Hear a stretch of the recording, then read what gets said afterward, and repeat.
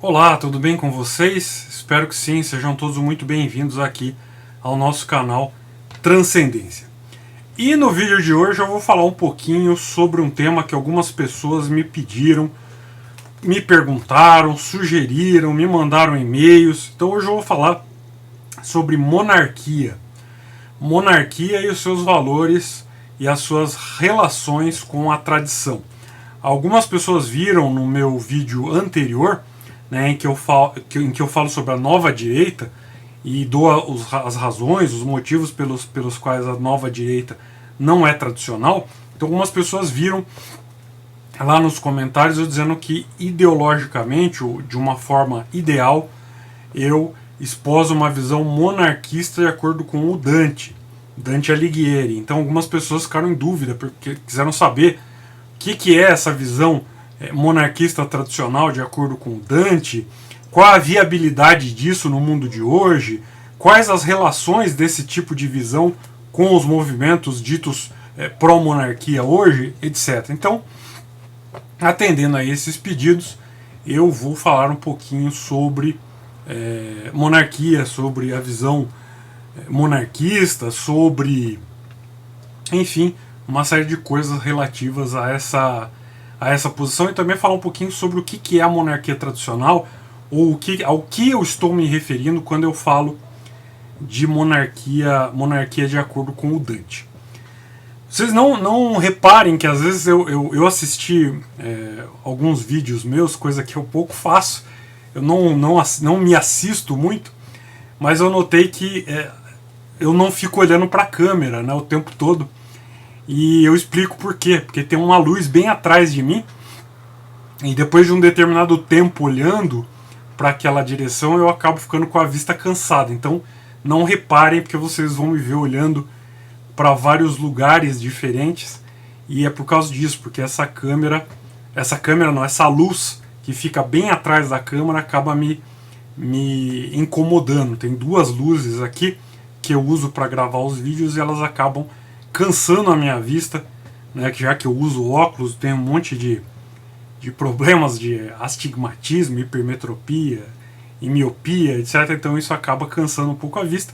Então, por favor, não reparem que eu fico olhando para os lados, eu não fico olhando fixamente numa direção só. Bom, e antes de começar o tema, vocês já sabem que quem tem interesse nas minhas obras mais recentes sobre maçonaria e maçonologia, estará na descrição aqui do vídeo os links para você poder adquiri-las lá na Hotmart, na nossa página no Hotmart. Se você tem interesse neste livro aqui, Curso Elementar de Maçonologia Físico, também na descrição do vídeo você encontrará o meu e-mail, e lá você me manda os seus dados postais, seu CEP, seu endereço, para que eu faça o cálculo do frete. Aí eu envio para você o cálculo do frete mais os dados bancários para você fazer o depósito. Você faz o depósito, me avisa e eu envio para você o livro pelo correio. Caso você queira o livro autografado, basta você me avisar e eu autografarei em seu nome, o nome de quem você queira presentear, com muito gosto, né? E também não se esqueça que nós temos uma página lá no Apoia-se. Então, se você gosta do canal, se você acha que é um canal útil, se você acha que as informações aqui veiculadas são informações confiáveis, são informações que enriquecem culturalmente a quem assiste, então, por favor, não deixe de nos apoiar. E também, não menos importante, é que você se inscreva no canal, compartilhe os vídeos, enfim, apresente o canal para outras pessoas que também gostam desse tipo de temática. Ok? E não se esqueça de deixar seu joinha também. Às vezes eu tenho muito mais visualização do que tem like e dislike. E aí algumas pessoas me dizem, eu entro e esqueço de colocar. Mas para nós é importante porque faz com que o YouTube ache relevante o canal e, enfim, mostre para outras pessoas. Ok? Então vamos lá. Então o que é monarquia? Por que, né? Quem são essas pessoas que hoje dizem que são monarquistas ou apoiam o atual governo Bolsonaro e ao mesmo tempo se dizem monarquistas? Enfim, outras coisas do tipo aí que podem causar alguma confusão, né? Vamos tentar entender do que se trata e aí, entendendo do que se trata, nós vamos conseguir ter aí uma visão, né, um pouco mais clara sobre o tema, e também vocês vão entender com mais clareza a minha própria posição sobre o tema. Então, entende-se por monarquia o sistema de governo que se centraliza estavelmente numa só pessoa, que é investida de poderes especialíssimos. Então não é suficiente o governo monocrático para se ter uma monarquia, nem a posse da totalidade dos poderes de Estado, né? Pode haver um governo monopessoal que não seja monárquico. Monarquia, então, é um regime substancial, mas não exclusivamente monopessoal, que é baseado no consenso, geralmente, mas não necessariamente, fundado em bases hereditárias e dotado, né, daquelas atribuições que se definem como soberania. E aí a simplicidade e a efetiva eficácia histórica do regime monárquico, explicam o seu extraordinário sucesso no tempo, tanto que as experiências estatais europeias que se conhecem, elas tiveram como matriz e fundamento a monarquia. De fato, o governo, né, que se identificou com uma monarquia nacional, realizou uma obra definitiva até hoje. Então, mesmo países que não são hoje países monárquicos, eles têm ali bases, né, isso que eu chamei de experiências estatais, que são monarquistas, né, são a matriz e o fundamento dessas bases estatais muito bem sucedidas, são bases monarquistas, né? Então, nós podemos dizer, como eu já disse, que o esquema monarquia nacional ele realizou uma obra definitiva até hoje. Então, para se ter um regime monárquico, é necessário a existência de uma pessoa estável no vértice da organização estatal, com as características de perpetuidade e irrevocabilidade. Então, essa é a definição mais básica, né? Essas são as características básicas. E eu vou tentar explicar aqui algumas das minhas posições sobre o tema. Eu já falei nos comentários do canal que num plano ideal eu sou partidário de uma monarquia no modelo proposto por Dante no seu tratado sobre a monarquia, mas que eu não apoio a nenhum movimento monárquico no Brasil atual e nem vejo legitimidade monárquica no resto do mundo, talvez com a exceção do Vaticano. O Vaticano é um estado monárquico, né? Então primeiro eu vou explicar o que é um modelo monárquico proposto pelo Dante, né, e vou tentar explicar por que eu acho que esse seja um modelo essencial, e ao mesmo tempo tentar explicar ou mostrar por que eu não considero como legítimas as monarquias atuais, e também por que eu não apoio os movimentos monárquicos que nós temos, por exemplo, aqui no Brasil. Então o Dante, voltando ao Dante, o Dante ele expõe o seu modelo monárquico num tratado que foi escrito em latim, chamado De Monarchia. E esse tratado ele é composto por 3 partes ou livros. Então o primeiro livro intitula-se Da Necessidade da Monarquia. E esse primeiro livro basicamente mostra que, sendo uno o princípio ordenador do universo, só o que é reduzido à unidade pode ser perfeito. Então, existindo um princípio que o Dante identifica como Deus, somente poderá existir um soberano. A monarquia seria a autoridade suprema e única que disporia de poderes para solucionar pendências entre grupos de interesses diferentes. Então, para tanto, estaria isenta de tomar um ou outro partido e governaria com base em princípios suprapartidários ou supranacionais. Então é óbvio que essa ideia do Dante era uma ideia própria da época em que ele viveu, das circunstâncias históricas que ele vivia, mas as linhas gerais do tratado e da ideia podem ser mantidas em qualquer tempo. Então eu falei do primeiro livro, né, da necessidade da monarquia. Agora, o segundo livro intitula-se Legitimamente o Povo Romano Assumiu a Monarquia. E ali são apresentados argumentos e provas de que Roma e o seu conceito de império foi o grande baluarte do cultivo do direito e do respeito à justiça. E, de fato, os fundamentos do direito internacional encontram-se no direito romano. Sem justiça e sem direito, não há ordem e nem paz. Por fim, o terceiro livro, que é intitulado A Autoridade do Monarca, ou seja, do Império, emana diretamente de Deus. Então, nesse terceiro livro, o Dante desenvolve a questão crucial.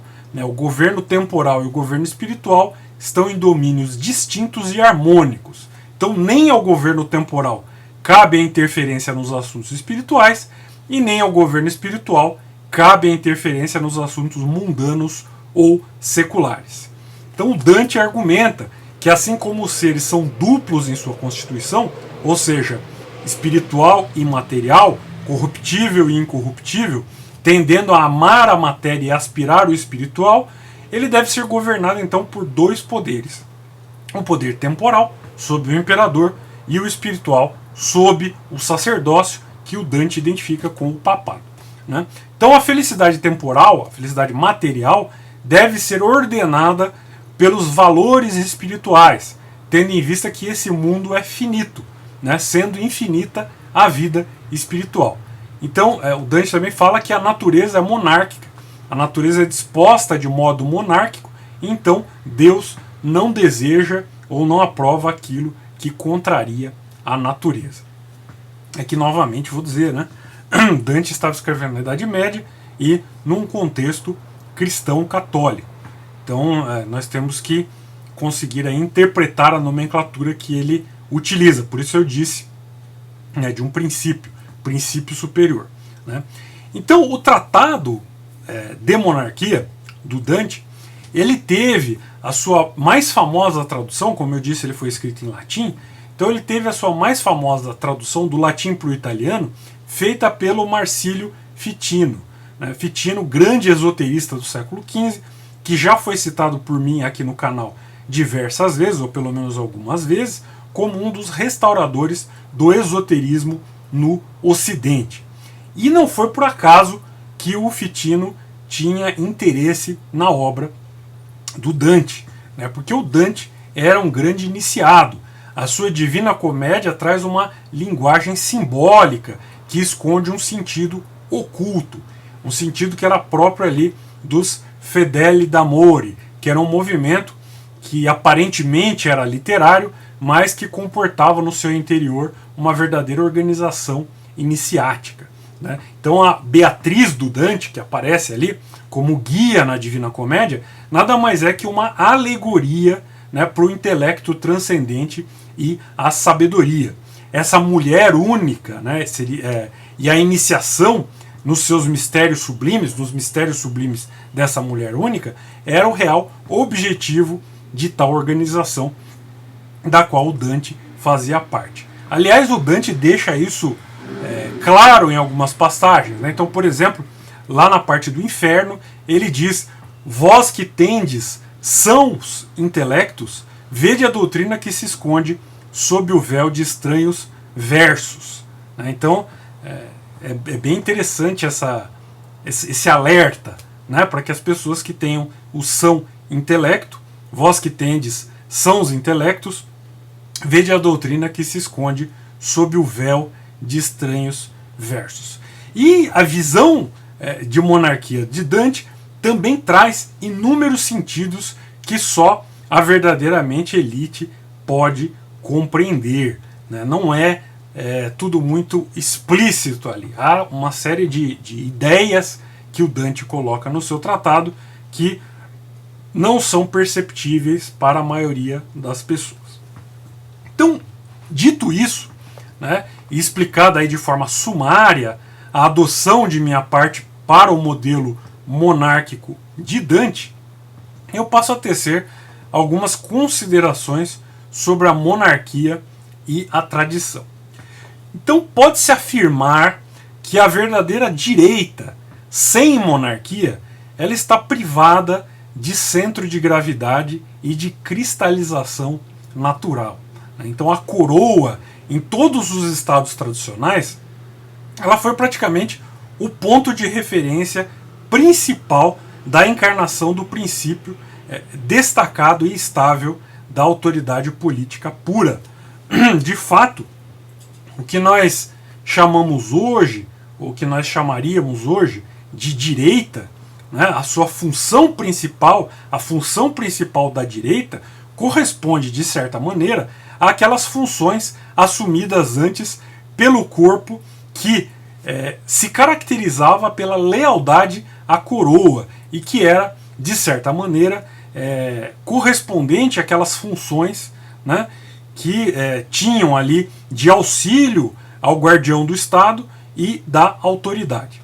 Então, digamos assim, a coroa, a monarquia seria o eixo em torno do qual estaria estruturada a verdadeira direita, né?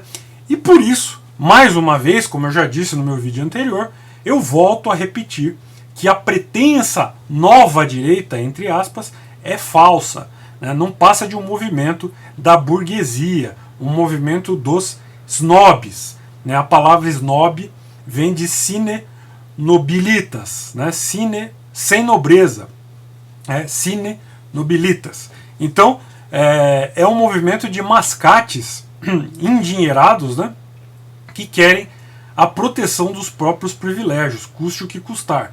E aí eles apoiam para isso autoritarismo e ditadura.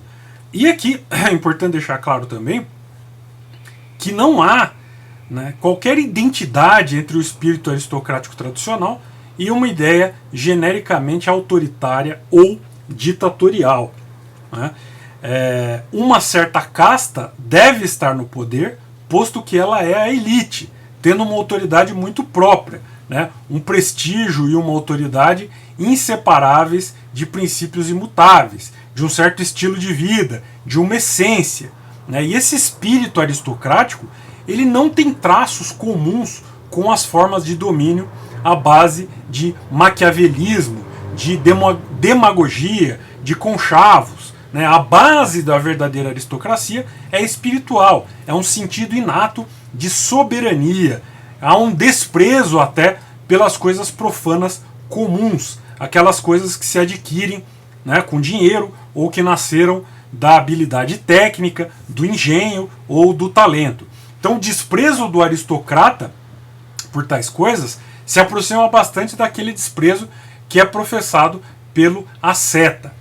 Então, uma sociedade tradicional é aquela nas quais as forças e os valores espirituais e supraindividuais constituem o eixo, né, constituem o ponto supremo de referência para a organização hierárquica e para a formação e justificação das outras realidades subordinadas.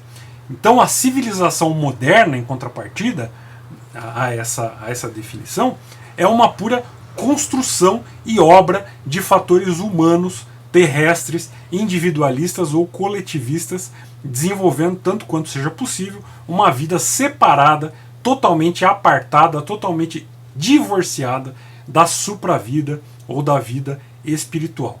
Então a tradição, ela é justamente a presença vitoriosa e criadora daquilo que não é deste mundo. Isso é o espírito, visto como algo mais forte que todas as forças puramente materiais e simplesmente humanas. E aí eu teria várias observações a se fazer, né, em relação às confusões que são feitas aí pela nova direita, né, mas eu poderia destacar, por exemplo, o pensamento que se repete a todo momento, né, no governo atual, por exemplo, de que o meu ministério é formado por técnicos. Porque tal coisa precisa ser técnica, tal outra coisa é técnica. Porque tal ministro é técnico. Não, porque nós temos que valorizar as coisas técnicas, então os cursos técnicos, ou aqueles cursos que são eminentemente práticos dentro das universidades, e desvalorizar aquilo que seja teórico, ou abstrato, ou qualquer coisa do tipo. E esse pensamento, né, de um grupo, entre aspas, de elite, porque isso não é elite, né, elite só pode haver uma e essa é espiritual e moral, Então esse pensamento de um grupo de elite, de técnicos, elite entre aspas, né? Esse pensamento que é tão valorizado, por exemplo, no governo Bolsonaro, por exemplo, né, que sobrevaloriza o que é técnico e desvaloriza o que não é, está muito mais próximo do marxismo e do bolchevismo, porque ele visa resolver os problemas puramente materiais, sociais e econômicos, não aspirando a qualquer outra coisa superior. Bom,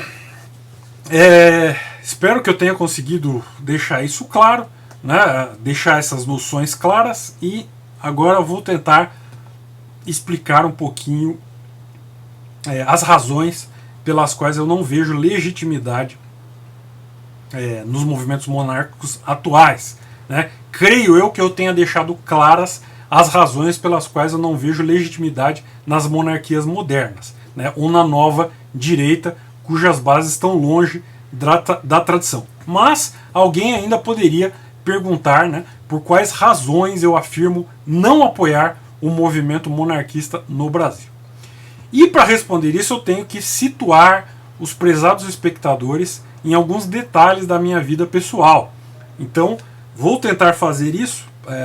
Não é nada muito interessante saber sobre a minha vida pessoal, visto que aqui no canal nós tentamos falar de ideias e de teorias e não de pessoas, né? Mas para que você entenda adequadamente a minha posição, eu vou ter que falar um pouquinho da minha vida pessoal.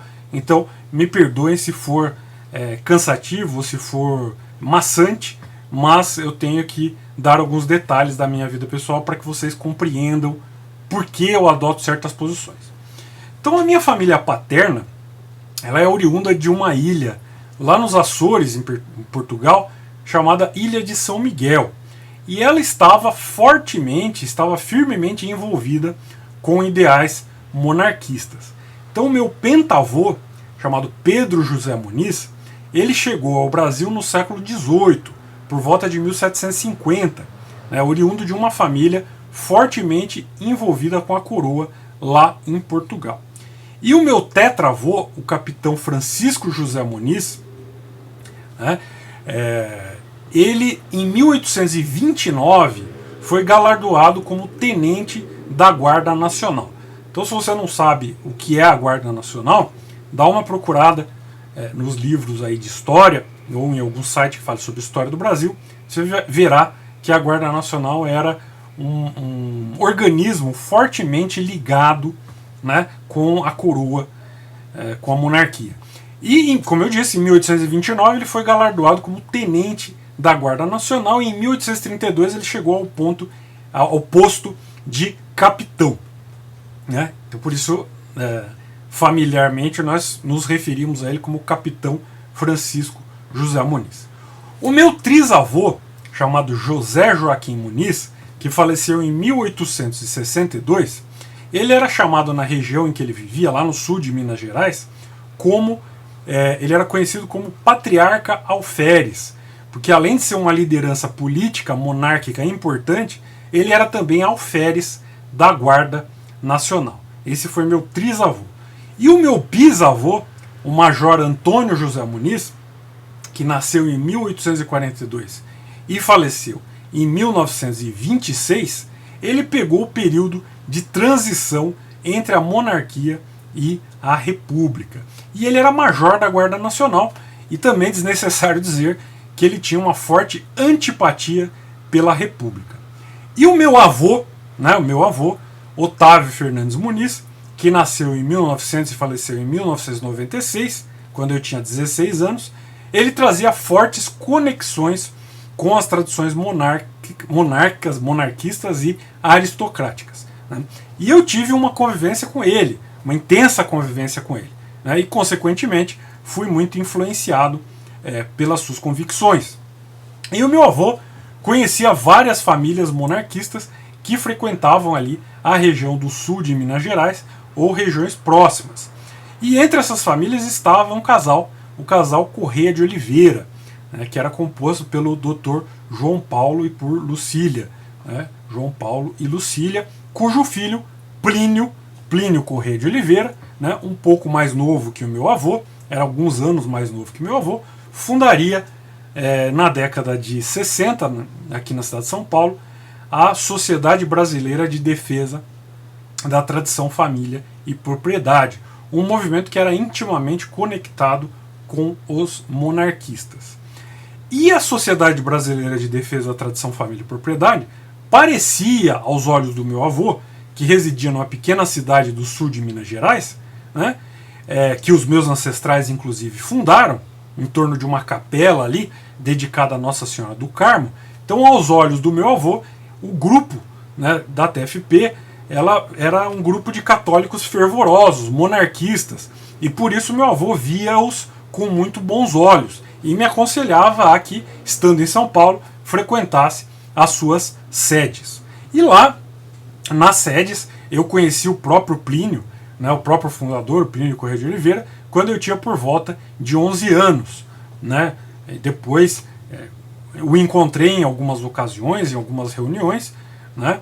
E ele se mostrava muito simpático ao fato de eu vir de uma família que conhecia os seus pais e que ele se lembrava também vagamente, né? Mas se lembrava, e também ele via isso com muita simpatia. Eu encontrei algumas vezes e depois de alguns anos ali ele faleceu. E nesse convívio eu conheci também alguns membros da família Orleans e Bragança. Eu frequentava tanto as sedes da TFP quanto os encontros do movimento pró-monarquia. E de fato, por um breve período, eu fui também membro da chamada Associação da Nobreza Histórica do Brasil, né, a ANHB, ligada ao movimento pró-monarquia, na categoria de membro efetivo. Né, os membros efetivos eram os que tinham nobreza histórica comprovada. Mas aí, com a maturidade, né, com o aprofundamento nos estudos, eu comecei a discordar fortemente da ideologia, né, daquela ideologia interna propagada pela TFP e pelo movimento monarquista, né, um movimento pró-monarquia. Né. E as ideias que haviam ali eram ideias que, a meu ver, são extremamente problemáticas, né? As ideias milenaristas, o culto de personalidade ao Plínio Corrêa de Oliveira, visto como um profeta inerrante e imortal, né? As profecias de vinda da Bagarre, né? Que seria uma batalha generalizada que antecederia um reino que eles chamavam de o Reino de Maria, né? A falsa teologia que atribuía ao Plínio o papel de fundador do Reino de Maria, de que ele seria consubstancial a Maria, né, como Jesus seria consubstancial ao Pai, o Plínio Corrêa de Oliveira seria consubstancial a Maria. A existência de um grupo interno dentro da TFP, que era chamado de Sempre Viva, né, onde os membros, Sempre Viva ou Sagrada Escravidão, onde os membros juravam escravidão a Plínio, que era considerado equivalente à escravidão a Maria, porque Plínio era consubstancial a Maria, a Virgem Maria.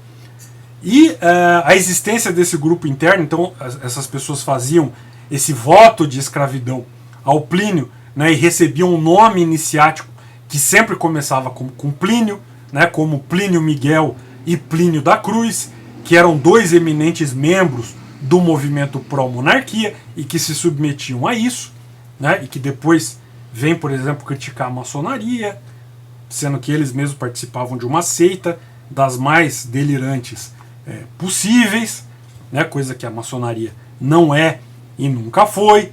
Né. Então tudo isso, unido ali a um catolicismo que, a meu ver, era fanático, exclusivista e intolerante, e ao mesmo tempo distorcido por um tremendo anticlericalismo, a veneração das relíquias do Plínio, né, e da senhora sua mãe, a dona Lucília, que recebia até orações e ladainhas, né, e enfim, essa questão das relíquias também, guardavam o fio de cabelo do Plínio, os artelhos que ele amputou quando teve uma crise de diabetes, e aí teve que amputar os artelhos do pé. Esses artelhos eram guardados num relicário e venerados. Enfim, lencinhos que ele utilizava para se secar, ou sabonetes que ele usava para tomar banho, para lavar as mãos. Tudo isso era venerado ali dentro como relíquias. Então, a mim, isso não parecia nada saudável, nada maduro, se afigurava mais como um tipo de seita, enfim, aparências católicas, mas com uma doutrina interna bastante desviada, e tudo isso me parecia muito pouco tradicional, né? A minha ligação sempre foi com a tradição, então tudo isso me parecia muito pouco tradicional. E por isso, também o movimento pró-monarquia, que participava, né, muitos membros eram membros comuns das duas organizações, tanto do pró-monarquia quanto da TFP. Então, o movimento pró-monarquia, por exemplo, me parecia mais um grupo de louvor e de sustento financeiro a alguns dos Orleans e Bragança, né, um saudosismo da época do Império Brasileiro. O Império Brasileiro, esse que era pintado como algo mágico e irretocável, né, que se escondiam os problemas e tudo quanto de errado havia na época do Império, né, se pintava ali uma figura do Império, de um Império brasileiro inexistente, né, um tipo de supremacismo, de apologia a tudo quanto havia no Império, como se fosse um regime perfeito, e se escondia aquilo que não era tão perfeito assim. Então, para mim, isso tudo parecia algo muito pouco maduro, algo que visava mais uma fantasia, mais a criação de um grupo particular, né, de louvor ali, de criação de um gueto, né, do que propriamente um movimento que tinha alguma pretensão mais séria de se fazer um projeto de restauração monárquica factível no Brasil. Então, sendo assim, eu achei mais saudável me afastar de tais ambientes, né? E hoje eu permaneço membro de uma associação da nobreza internacional, faço parte de uma ordem monárquica ligada a uma casa real europeia que foi deposta pela União das Repúblicas Socialistas Soviéticas, mas eu não acredito na viabilidade, no estado atual, de qualquer restauração monárquica no Brasil. Aliás, eu acho graça, né, quando eu vejo uns rapazinhos aí, umas mocinhas, usando camisetas com a bandeira do Brasil Império, tirando foto ao lado dos membros da família Orleans e Bragança, né, e até uns políticos, né, como aquela senhora deputada Carla Zambelli, que até ontem era membro do Fêmen, defendia o aborto e o feminismo, e agora é monarquista e tradicional. O que esse pessoal sabe, né, dos bastidores desse grupo no Brasil? Né, o que eles sabem? Mais engraçado ainda é ver a junção, né, desses monarquistas, entre aspas, com o Olavo de Carvalho. Né? Olavo de Carvalho, que era motivo de piada entre os monarquistas e tradicionalistas católicos, e que, em certas conversas, era citado ali, né, por suas aberrações e distorções, e era considerado, inclusive, um herege, né, um herege digno de julgamento pela Santa Inquisição, e abandono ao braço secular para ser torrado na fogueira. Mas hoje, com a influência política que esse senhor conquistou, então todo mundo acha muito interessante, né, e unem aí as ideias monarquistas com os delírios olavistas. Né? Enfim, eu acho que já deu para entender os meus motivos, né? Acredito que eu tenha explicado com razoável clareza também quais são os pontos fundamentais da ideia dantesca de monarquia, e acredito também que tenha deixado claro que o meu apoio é a uma, digamos assim, a um espectro ideológico, mas que eu não vejo como viável, especialmente com a configuração do movimento monarquista no Brasil, qualquer tipo de restauração, e nem vejo como autenticamente tradicionais essas pretensões aí tão misturadas com essas ideias problemáticas que eu já citei. Ok? Então eu espero que você tenha gostado do vídeo, espero que tenha deixado mais ou menos claro. Façam seus comentários, deixem seu like, compartilhem, enfim, vamos continuar conversando sobre o assunto. E muito obrigado por ter assistido até agora. Então até o nosso próximo vídeo. Tchau!